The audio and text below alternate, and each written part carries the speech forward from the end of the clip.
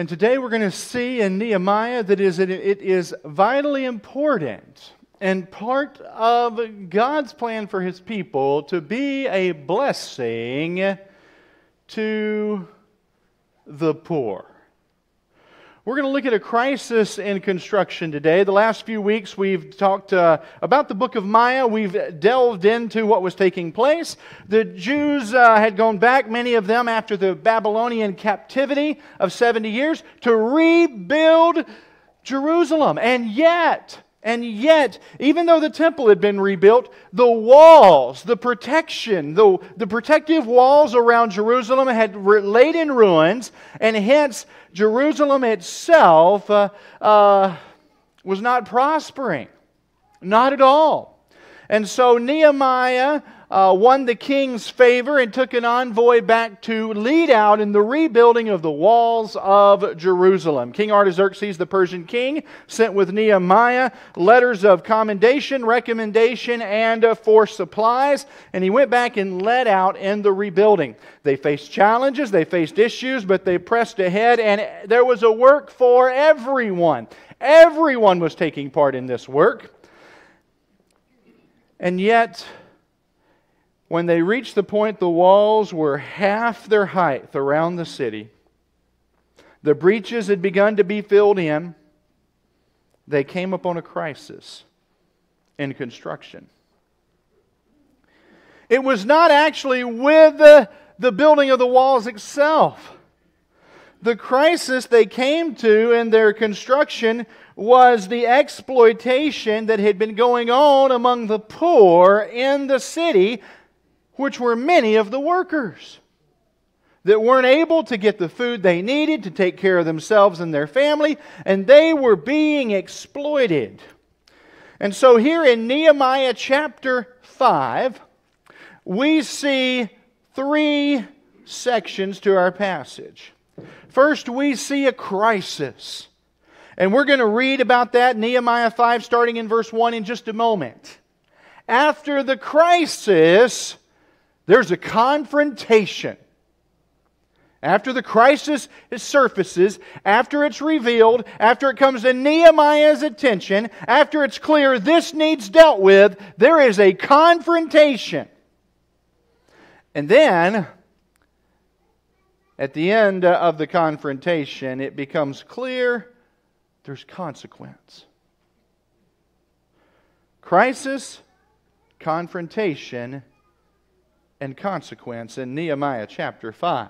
Let's delve right in. Here it is. Nehemiah chapter 5. We'll start in verse 1. Nehemiah 5 and verse 1 here today. It says, "And there was a great outcry of the people and their wives against the Jewish brethren." Now, starting right off, when there was typically an uprising, when there was typically a complaint, it was mostly the men complaining against the other men in leadership in the Old Testament. One commentator said this was a particularly bad situation, and that the outcry is a word like was used in Egypt when God saw them crying out because of their oppression as slaves in Egypt. Same thing. The second thing is, this is really bad because it's not just the men complaining about what other men are doing. The wives are involved in the public complaints. And one commentator went on to talk about how that can get really intense really fast. I don't know in such a public setting. I've only seen that in private, but with my mother, not. So anyway, but verse number 2. Yeah, Mom's watching probably at home. Sorry, Mom. Okay, so number 2. There were those who said, "We, our sons and our daughters are many, therefore let us get grain that we may eat and live." So here they are trying to build the walls of Jerusalem, and they don't even have sustenance for their most basic need to, as they say, eat and live. Is this a construction problem? Your labor force can't eat. Construction problem, yes or no? Yes. But even if you have the best, nicest, strongest walls around Jerusalem, if there's a major issue like this inside with the people, that's a problem. As we as a church enter into a construction phase, we will certainly focus on getting that done when we get our drawings and we get our final stuff and we get our permits and we break ground, we get going. The money's in the bank that we can start probably when we get to that point. But we can't lose focus that while the structure will be redone and very nice, we've got to remain focused on the people in the building and the community around the building. Right? So Nehemiah, in this massive project, we're reminded, when you do construction, you can't just do construction in a religious setting. Okay? And so there's this outcry. Now, Nehemiah had been unaware of how serious this was, but it certainly comes to his attention. And then it says, verse 3, there were also some who said, you've got three groups that said, so some say, we need food that we can eat. There were also some who said, we've mortgaged our lands. For them it's even worse, right? And vineyards and houses that we might buy grain because of the famine. So this had been caused by a famine in the land. A famine had contributed to this problem, this food shortage, and now what I would term exorbitant prices. Think about this here. They don't have food to eat. They're giving up their land and their homes, ownership of their land and their homes, just to be able to eat. You realize, though, in ancient times that most people, their only chance of ever getting caught up and getting ahead came from the ownership of their land and being able to plant crops and have a good harvest and get back on track. And so they're giving up ownership of their lands, which means they're becoming permanently destitute. Then we read on, and it says, verse 4, there were also those who said, we've borrowed money for the king's tax on our lands and vineyards. So they've borrowed money against their land because of heavy tax burdens. Okay? Can we relate it all today to not having enough money to get our basic stuff, to heavy tax burdens? Some more than others, certainly. And then it says, verse 5, yet now our flesh is as the flesh of our brethren. In other words, we're like you. Our children is their children. One translation says our children are as good as your children. That's what he's conveying. Our children are as their children. But read on. And indeed we are forcing our sons and our daughters to be slaves. And some of our daughters have been brought into slavery. Now, the reference, it says sons and daughters, but then it says, and some of our daughters have been brought into slavery. This would be like sold as second wives, concubines, like serious, horrible things to consider. The last part of the verse, verse 5. It is not in our power to redeem them, for other men have our lands and vineyards. We can't even hope to have a good harvest season when the drought is over and redeem our family members that have been sold into slavery because we're not going to own fields anymore. Wow. What a mess, huh? So yeah, but that's an ancient time and ancient problems, and it's so far removed from where we're at today, we can't even really relate. But we are to be a blessing to the poor. But I suspect that there are those among us that are beginning to be able to relate a little bit. Inflation higher again, wreaking havoc on poor and middle class. That's from July 14 of 2022. That's this week. Inflation hit 9.1% in June. That's NPR. That's this week as well. Now, this is just an illustration taking that number from NPR. Let's say you and your family put together, y'all have $5,000 a month to live on. That's $60,000 a year. That's not exorbitant, right? And in 9.1% is written out 0.091. That's 9.1%. That means if it costs you $5,000 to live, then inflation, it's actually costing you $5,455 now because of inflation. How many of you have noticed you don't have as much money to go around after you fill up with gas, etc., right? You go to the grocery store, does everything cost what it did a couple of years ago, 3 years, 4 or 5 years ago? No. Inflation inflicts impossible choices on middle-class Americans. Middle class. And it's especially hitting the poor, though. But having to make decisions. Because a lot of us have fixed expenses. And we're already living at pretty much what we made. And now everything costs more. High inflation leads federal minimum wage to reach lowest value since 1956, report finds again this week. Oh. How are rising costs impacting your household? Now, this is an interesting article. I don't know that I'll actually go through it. They have 2 different recommendations for how to do this, and I do find it interesting. Maybe I'll take the time to do it. I probably won't, though. Here's how to calculate your personal inflation rate. It's one thing to say inflation's at 9.1% across the board. But for those of us that's chosen to live further out of town, our inflation rate is higher because our budget is affected more by the price of gas than someone that lives right in town. Does that make sense? So it actually takes you through how to calculate your personal inflation number. That's kind of interesting, don't you think? And so, as we move ahead here, it's impacting the poor, especially challenging. But then you say, yeah, but okay, yeah, we have some people that are starting to face challenges to figure out how they're going to pay the rent and buy food and buy gas. We get that, and yeah, but the other stuff, that's really not relevant to our society, is it? Well, did you get this? This was 2021, so not quite a year ago now, August 2021. Over 100 arrested, 47 rescued during interstate human trafficking bust. Kansas City, Missouri, over 100 arrests were made and nearly 50 victims were saved in an interstate human trafficking operation based out of Missouri. That's a little closer to home than maybe you were thinking, right? Say, yeah, but stuff like that and slavery, that's just that we don't relate to that. Well, we do.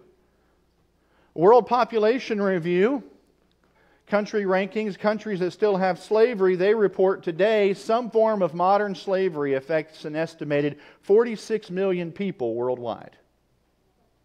That's a lot of people. Now, although there's a number of countries where slavery is still allowed and legal, it's also happening in countries where it's not. Just like from the previous article that we looked at where people were in servitude here in the U.S. Not legally, you understand. Modern slavery can be difficult to detect and recognize in many cases. This is because slavery has moved underground in most countries and because the definition of slavery has expanded and evolved over the past several decades.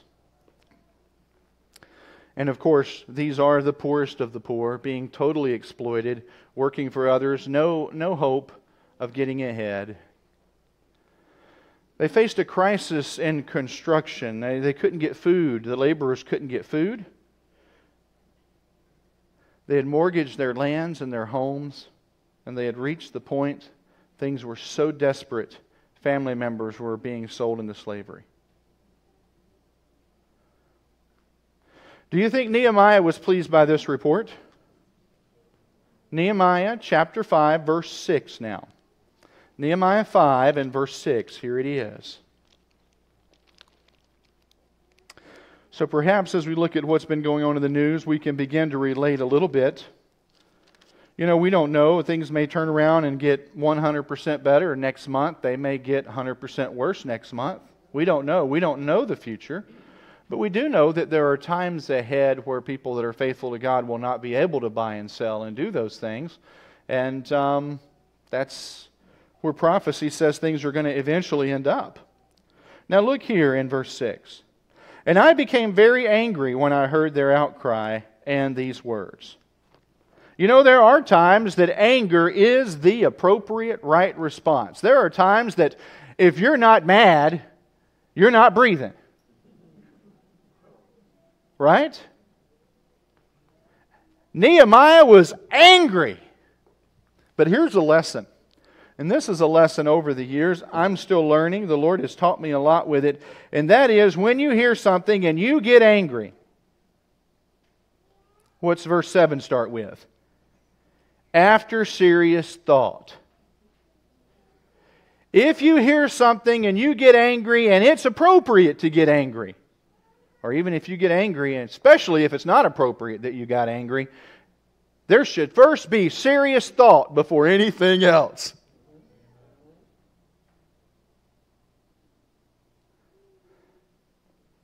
I've discovered a lesson in pastoral ministry. Occasionally someone will fire off a frustrated email. The worst thing you can do is respond with a frustrated email. I typically won't respond the same day. I try to train myself, and it has made a world of difference here as compared to places I had been before. Praise the Lord, He can still help even me grow, as stubborn and hard-headed as I am.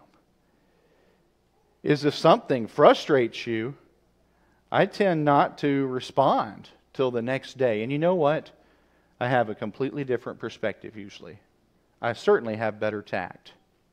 And on a side note, one thing I have learned, if you've got something that's difficult that you need to deal with, generally in writing is not a good way to do it. If I get a frustrated email, I recommend that we have a conversation. Why? You can't get people's tone of voice. You can't see their body language. All you see are cold, hard words that through your own frustrations you interpret as you read them. And so, that's the two things. Wait till the next day and don't respond in writing.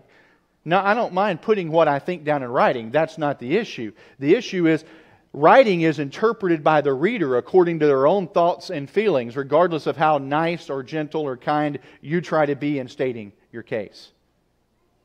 I saw one church, people on the board got crossed up, and there were some other people, and then a bunch of emails started, and they just got worse and worse and worse, and it was a big mess. Don't do it in writing. It's not good. And so Nehemiah said, after much thought. Notice what he doesn't say. I'm taking a little bit of liberty because of the limitations of technology, but after serious thought, he doesn't say, I sent them an email. Right? After serious thought, he deals with it personally. He deals with it verbally. But I'll tell you what, it's serious times. Nehemiah is not mincing any words. This is about to get real. Here it is. I rebuked the nobles and rulers and said to them, each of you is exacting usury from his brother. What's usury? Interest. Okay, so they need to borrow money for food, or straight up they need you to give them food. You say, okay, well, when you pay me back, you've got to give me that $100 plus another $50, $150. Or you owe me a bushel of grain back and another half bushel on. You owe me, no, make it 2 bushels. You're really hungry, aren't you? You'll do it, won't you? You'll agree to it. That's what they were doing, that kind of stuff. And so, each of you is exacting usury from his brother. So I called a great assembly against them. This is the confrontation. So you had a crisis, and now you have a confrontation. He's saying, it's time to talk about what you guys have been doing in front of everybody. Uncomfortable meeting, you think? Certainly for those people. Well, here it goes. And it says here, verse 8, and I said to them, according to our ability, we have redeemed our Jewish brethren who were sold to the nations. You understand what the first part of verse 8 says? They've literally been gathering up money to buy enslaved Israelites back and give them their freedom from the surrounding nations. So Jews that were in slavery, they were paying to free them and give them their freedom. And yet, And yet, now indeed, will you even sell your brethren? Or should they be sold to us? Then they were silenced and found nothing to say. They're confronted with that reality. We've actually been coming up with money, raising money to buy Israelites that have been sold into slavery and give them their freedom and bring them back to us, and now you're putting them in slavery again. You're putting others in slavery. This contrast. Nehemiah's one unhappy dude. He's pointing out the injustice of what they're doing, but not haphazardly. He's taken time to think about it, and we've seen previously in the book that Nehemiah was a man of great prayer. Do you suppose that his taking time to think about it involved praying about it too?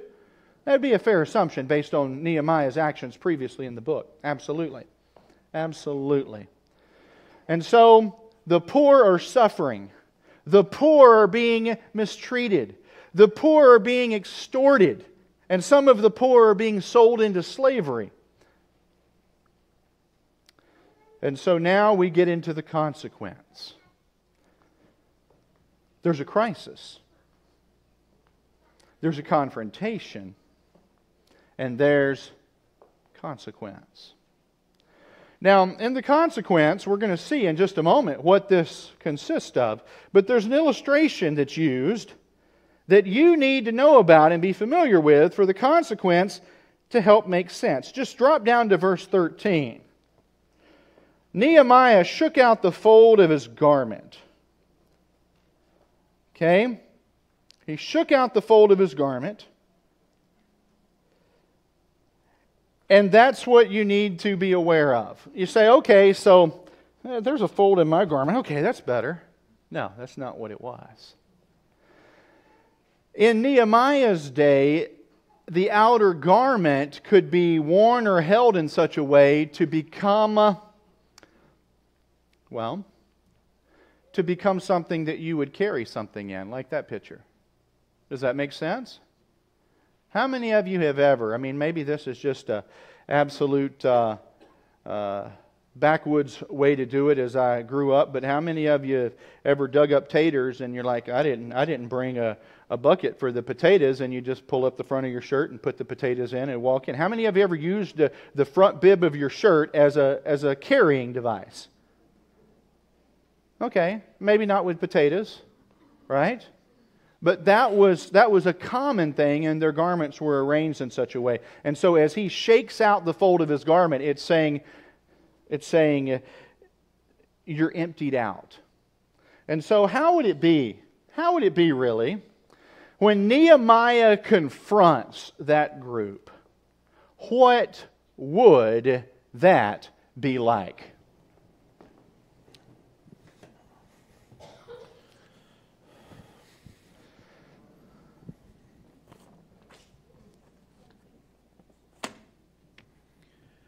I've heard much today.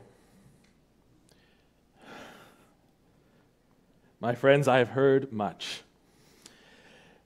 And after much thought and much prayer, I have come to the conclusion that what the thing you are doing is not good. Ought you not to walk in the fear of God to prevent the taunts of the nations, our enemies? Moreover, my brother and I and my servants are lending money and grain. Let us abandon this exacting of interest. To this day, return to them this very day their fields, their vineyards, their olive orchards, and their houses, as well as the percentage of money, grain, wine, and oil that you've been exacting from them. It was at this moment when I told them this, they looked at me. They feared. They said, "We will restore these and require nothing from them. We will do as you say." And it was at that moment I knew I had to call the priest over. I had to call the priest and make them swear that they would promise to do it. But to me, it wasn't enough. It wasn't enough. I needed to drive the message home to them. I need to tell them. And so I took out the fold of my garment, and I said to them, "So may God shake out every man from his house and from his labor who does not keep this promise. So may he be shaken out and emptied." It was then that all the assembly had said, "Amen," and praised the Lord. And the people did as they had promised.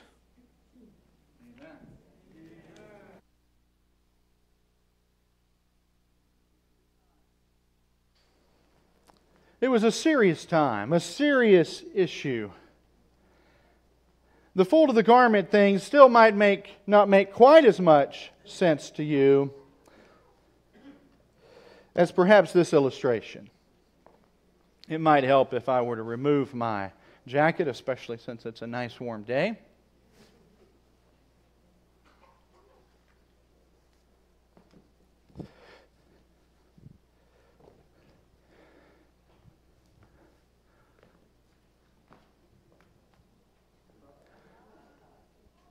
See, today, in today's language, Nehemiah, had he been wearing the pants.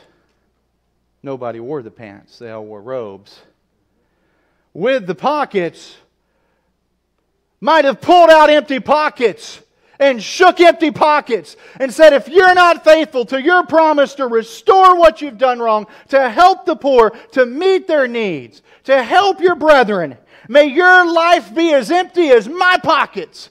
And may God bring that upon you that you have nothing. Maybe that's what he would have said today. So we look here, when he confronts them in verse 8, they're absolutely silent. They have nothing to say. And now the consequence is revealed. You need to restore what you've taken, give them back their lands, give them back their houses, and quit treating your brethren this way. Now, we also find something. Some of you are already thinking it, I suspect. I know when I read through it, it immediately popped. And that is that word, shaking. Did that stand out to any of you? Shaking. Now, as someone who knows Seventh-day Adventist history and doctrine fairly well, that word shaking really stands out because it's a term used to describe an event in prophecy. The shaking. Now, a couple of things really become apparent here.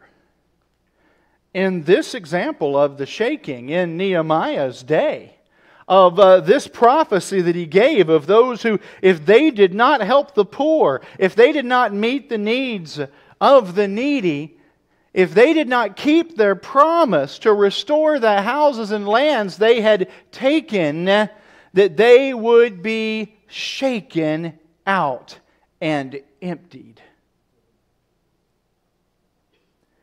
In this case, it didn't have anything to do with orthodoxy and doctrine, at least in the traditional sense.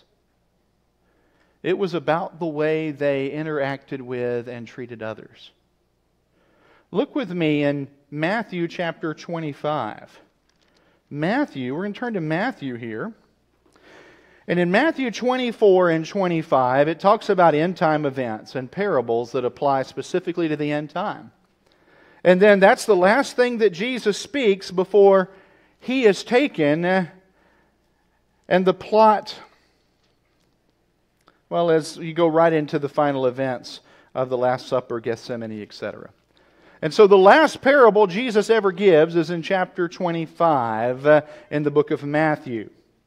Chapter 24 gave signs and parables. Chapter 25 does as well.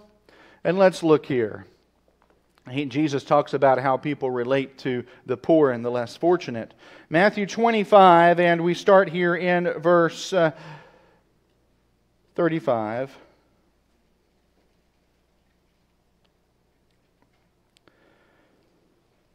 Actually, let's back up and get a little more context. We'll start in verse 31. We've got the time. When the Son of Man comes in His glory and all His holy angels with Him, then He will sit on the throne of His glory. All the nations will be gathered before Him, and He will separate them one from another, as a shepherd divides a sheep from the goats. And He will set the sheep on His right hand, but the goats on the left. Then the King will say to those on His right hand, Come, you blessed of my Father, inherit the kingdom prepared for you from the foundation of the world. For I was hungry, and you gave me food. I was thirsty, and you gave me drink. I was a stranger, and you took me in. I was naked, and you clothed me. I was sick, and you visited me. I was in prison, and you came to me. Then the righteous will answer Him, saying, Lord, when did we see you hungry and feed you, or thirsty and give you drink? When did we see you a stranger and take you in, or naked and clothe you? Or when did we see you sick or in prison and come to you? And the King will answer and say to them, Assuredly I say to you, insomuch as you did it to the least, to one of the least of these my brethren, you did it to me. Then He'll say to those on the left hand, Depart from me, you cursed, for the devil and his angels. You cursed into everlasting fire, prepared for the devil and his angels. I was hungry, and you gave me no food. I was thirsty, and you gave me no drink. I was a stranger, and you did not take me in. Naked, and you did not clothe me. Sick and in prison, and you did not visit me. Then they will answer Him, saying, Lord, when did we see you hungry or thirsty or a stranger or naked or sick or in prison, and did not minister to you? Then He will answer them, saying, Assuredly I say to you, and so much as you did it not to the least one of these, you did not do it to me. And these will go away into everlasting punishment, but the righteous into eternal life. He said, so you pointed out that this shaking illustrated so graphically in Nehemiah wasn't tied to specific belief. No, in that case it wasn't, but that doesn't mean that doctrinal beliefs aren't important. But if your doctrinal beliefs don't grow the hands and feet of Jesus, you will be lost.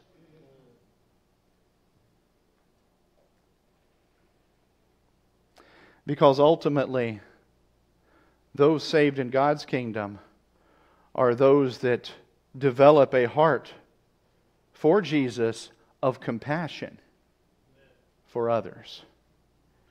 If your theology only gives you a list of things that you do and do not do, primarily to benefit you and your standing in your mind before God, you have attained the height of a Pharisee. But the beautiful thing is our theology, the theology that produces saints that care for others, is not self-centered. Sure, it's correct doctrine, and certainly that is important. But my friends, the way we relate to the poor and less fortunate, the way we do or do not show compassion for those that are in need, ultimately reveals the condition of our hearts now, and clearly, according to the words of Jesus, becomes a definitive issue at judgment. So I appeal to you today. Begin to take those steps out of a heart of love for Jesus, a heart of ministry to help others. We've been talking about every member ministry here. Every member ministry is important because to go and see the sick, that's ministry, isn't it? Did it sound like that was important for everyone here in Matthew 25? Yes or no? Yeah. And so we've illustrated here I think our Sunday church renters keep hiding my illustration, and then I forget to set it back up. Here we go. You say, well, that's not really what it's talking about, the 5 and 10 plan. No, it's not. It can be if you're putting the 5 minutes in after church focusing on others that you don't know, because there will be occasionally somebody that's carrying a heavy burden that you'll be able to be a blessing to. Yeah? If you say, okay, we weren't here last week, somebody's saying, what is this 5 and 10 plan? When you find yourself within 10 foot of someone, speak to them, say hi. I forget which business it was off the top of my head right now, but I walked into a business this past week, and one of their workers 25 foot away said hi to me as I walked in the door. I immediately felt more like spending money in that establishment than the ones I go to and walk around for 20 minutes trying to find someone to help me. Right? And the 5-minute plan. Dedicate our first 5 minutes after the close of service to connecting with people that we don't know. You say, those are little things. They are. There are ways you can get involved in prison ministries. We've kind of had a vacuum of that since Bev moved away. And compassion ministries, we've got a group of people in our church that go and they do the loaves and fishes. They volunteer there and to help feed the homeless community here in Columbia. There's a food bank here, and they're always getting stuff in bulk, and they need volunteers to come in and help repackage things to give out to families. I've went and volunteered there. Our school folks have volunteered there. There are many, many practical ways. One thing that we did in Tacoma, and we've done a hint of here with the kids, I think we should do more, is we put together homeless bags to keep in our car. You pull up, the person's there, I'm homeless, standing on the side of the road. I'm not going to give them a $20 bill, because in most cases that's going to get blown on booze or drugs in a lot of the cases. Not everyone. There's real needs out there. But you know what? If I've got a bag with some granola bars, some hand sanitizer, some clean socks, which by the way is one of the biggest needs of the homeless, believe it or not, is clean socks. A bag of useful stuff. And maybe a $5 McDonald's or Taco Bell gift card, where you can walk over there and get real food instead of, something some people struggle with to spend on something that wouldn't be that. What if we got together and made sure our cars, everyone in the church that wanted it, had 2 or 3 of those sitting in their car? There are things we can do. We oftentimes sit, and look, I realize it's messed with my head over the years. The stuff that the church used to do, the government now does. Governments used to not have income programs and other things for the poor. If anybody helped them out, it was the church stepping up to do it. And we feel like, well, I pay taxes, so I'm actually doing that because the government's doing that with my tax dollars, and so I am helping the poor. But come on, isn't that a bit of a cop-out? I think it's a bit of a cop-out. It's not like you're giving it because you want to.